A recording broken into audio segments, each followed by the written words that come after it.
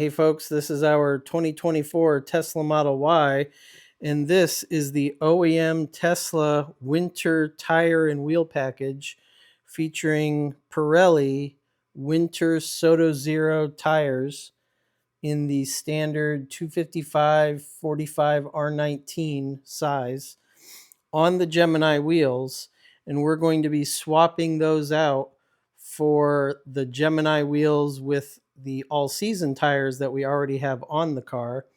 We've got our tools laid out here. Let's go through everything that we need. Starting with just some simple foam that I can kneel on because the concrete is super hard. Then we've got a 3-ton floor jack. It's a low profile jack because I used to use this also on our Model 3, and it was good for getting underneath that. I'll put an Amazon link to this particular floor jack. Then we've got a breaker bar with a 21 millimeter socket on the end. That's what we'll use to loosen up the lug nuts that are currently on the car. Then we've got our torque wrench, also with a 21 millimeter socket. I should note, because we're using Gemini wheels and we're swapping one set for another, I can go ahead and reuse my existing OEM lug nuts, so we don't have to worry about switching those out. If you are going to a third-party wheel, of course, you'll want to make sure you have the correct lug nuts for your wheel. So we've got our torque wrench, and we're going to torque these to 129 pound-feet. That's the spec on those. Then I've got a wire brush and a cloth that I can use to just wipe off anything that might be on the hub. I want to make sure we get a good seal when we put the wheel on. Then we have our jack pad adapters. These will go under each corner of the car and make sure that we do not damage the car with the floor jack. It's especially important to keep that little space because we do not want the floor jack to come up against the battery at all and damage that. So I'll put a link to these. I happen to get these on Tesbros, but a lot of places do link to them. I'll link to the Tesbros ones for those. Then we've got a set of wheel chocks. We're going to put those in front of and behind the opposite wheel of whichever wheel we happen to be taking off the car at that time. And then we've got an air compressor and gauge. Make sure we've got them all aired up to exactly where they need to be. So let's go ahead and start inside the car. First thing we're going to do is make sure the car has the parking brake set. We're just going to hold the park button down until the park button shows up on the screen. That'll make sure we've got the parking brake engaged. And now we're going to put the jack pad on the car. If you feel under the rocker panel here, there's a hole right here on the rocker panel. It's directly behind the front wheels and directly in front of the back wheels. So we'll just take this jack pad adapter, push it up in there, give it a little shove. It'll stay there on its own. And now that jack pad will protect the battery when we lift up the car. So now we've got the jack in place, but we need to make sure that we've got it lined up correctly. So give it a twist here on the handle, and yep, now we're centered right on it. So all I'm going to do is get most of the weight off of this front wheel. I'm not going to go all the way yet. So let's just get most of the weight off. Couple moves of the lever. That's pretty good. Now what I'm going to do is take off this hub cover here. Just give each one of the spokes a snap and it comes right off. You can see it's got the little snaps right there. So it is an identical wheel to what we've already got. And we're going to go ahead and get these loosened up. So now we'll use our breaker bar and we're going to get each of these just loosed and just give them like a little half. And I'm going to go, even though you don't technically have to do this part in the, cross X pattern, I like to do that just to make sure that I stay in the habit of always doing everything in a cross pattern. So we've got those two. We'll do this one here. Just giving each one a little half turn to loosen it up.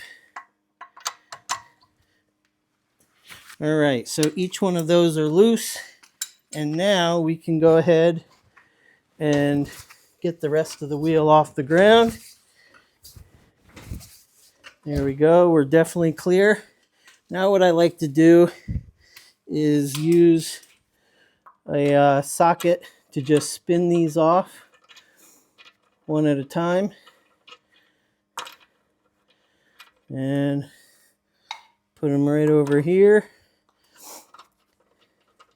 What's nice is I'll be able to reuse these same lug nuts because we're swapping identical wheels.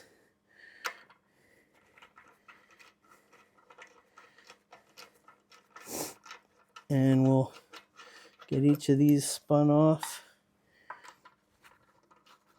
And when we put them on, of course, we'll make sure that we've got each one of them torqued exactly as spec'd. It's 129 pound-feet.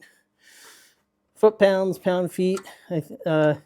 Mathematically, I know those two values are identical, but I'm pretty sure there's, put in the comments if you know the difference offhand between pound-feet and foot-pounds.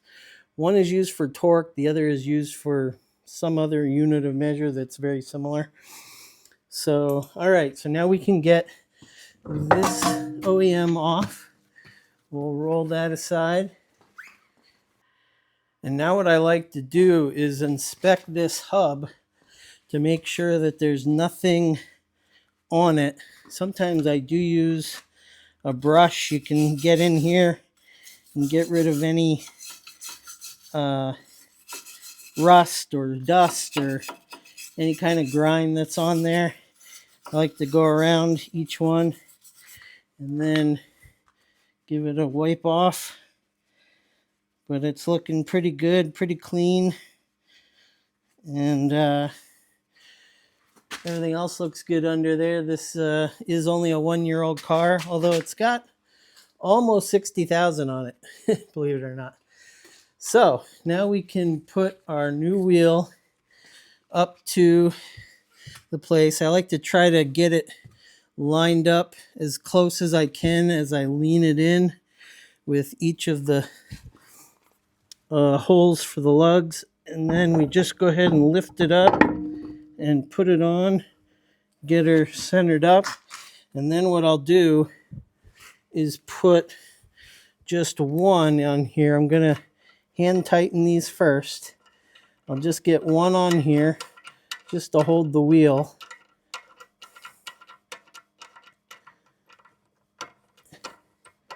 There we go. Now we can put the others on. And again, even though I'm just doing these hand tight, I'm going to do them in an X pattern just so I stay in that. Let's see, I want to go over here. So spin these on. These are a brand new set of the OEM winter tire and wheel package. Nice and shiny. I wanted to stick with the aero covers in winter to try to keep maintaining as high of a mileage or as high of efficiency as possible. So that's why I decided to go with the OEM Gemini Aero wheels for the winter package. All right, now we've got them on loosely, let's say. Now I'm just going to let the jack down a little bit, just till the weight of the car is barely on the ground there. Give it a tightening. Now we can go ahead and tighten these up to 129 foot-pounds. So I'll give this a spin. Make sure I am putting this on correctly. So we've got 129. And now we'll give each one a torque until we get the click, just like that. And again, we're going to Make sure we go in an X pattern. Just get each one tight here.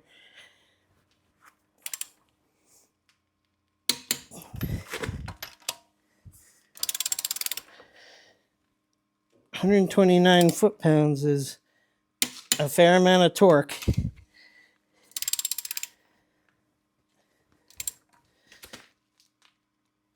And then I'll go back to each one just to make sure. Yep, see, that one needed a little extra tug.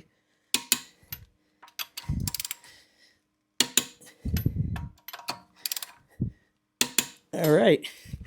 Now, and then what I do personally, I like to let the tension back off of the torque wrench just to make sure that it doesn't sit there at a high tension.